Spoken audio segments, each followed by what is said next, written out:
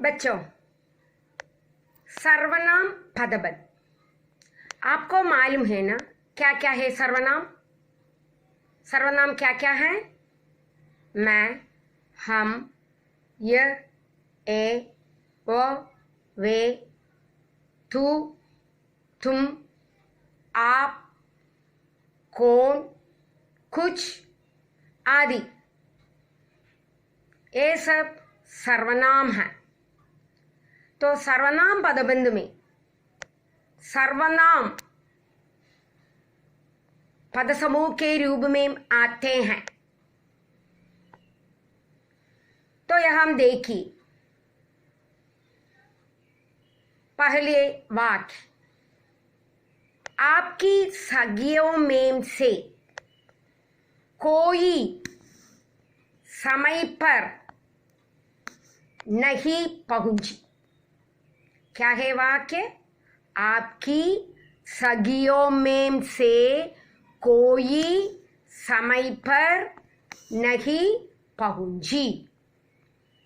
तो यहाँ कोई सर्वनाम आ गया। आपकी सखियों में से कोई भी समय पर नहीं आई, यही है अर्थ।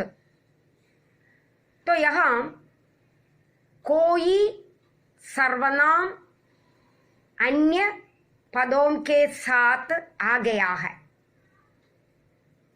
आपकी सखियों में से कोई, कहाँ नहीं पहुंची? समय पर नहीं पहुंची। तो कोई सर्वनाम के रूप में आ गया, तो यहां सर्वनाम पद बंध कहा है। कोई सर्वनाम है। दूसरा, सोच समझकर काम करने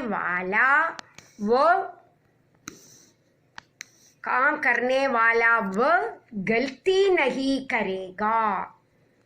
कौन गलती नहीं करेगा? सोच समझकर काम करने वाला वो इसे सर्वनाम नो, वो क्या है? सर्वनाम है।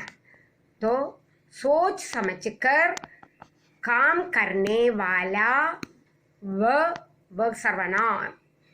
तो यह वह के साथ आ गया है अन्य सारे पद, इसलिए सर्वनाम पदबंध बताया गया। सोच समझकर काम करने वाला वो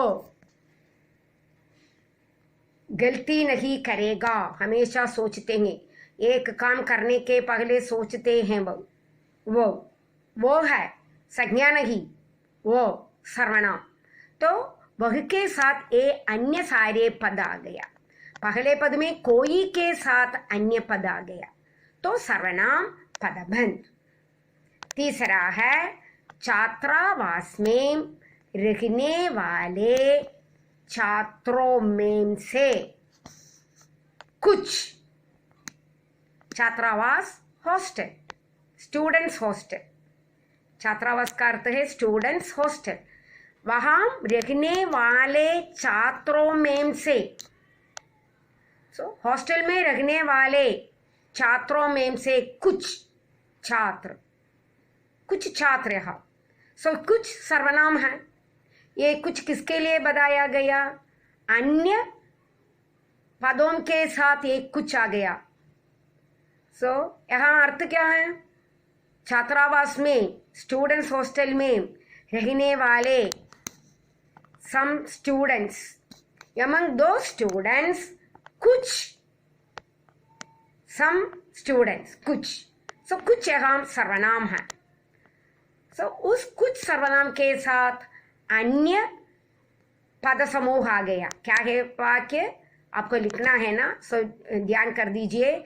छात्रावास में रहने वाले छात्रों में से, लिख लीजिए, छात्रों में से कुछ क्रिकेट के बहुत शौकीन हैं। क्रिकेट के शौकीन, इंटरेस्टेड, क्रिकेट के बहुत शौकीन हैं। तो यहाँ छात्रावास में रहने वाले छात्रों में से कुछ सर्वनाम पदबंध के रूप में आ गया। नेक्स्ट वन, जोर जोर से गाने वाले तुम आज, जोर जोर से गाने वाले तुम आज क्यों चुप हो। जोर जोर से गाने वाले तुम, सो तुम क्या है, सर्वनाम है। आज क्यों चुप हो, हमेशा जोर जोर से गाते रहते हैं लेकिन आज चुप है। कौन, तुम, सर्वनाम है। उस सर्वनाम के साथ अन्य शब्द आ गया तो यह सर्वनाम पदबंध। तो सर्वनाम पदबंध की परिभाषा क्या है? क्या है सर्वनाम पदबंध की परिभाषा? ध्यान कर दीजिए।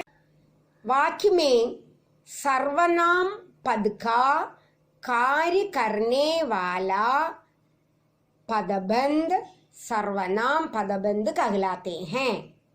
वाक्य में जो पद समूह सर्वनाम पद का कार्य करते हैं वही सर्वनाम पदबंध है। क्या है, एक बार देखिए।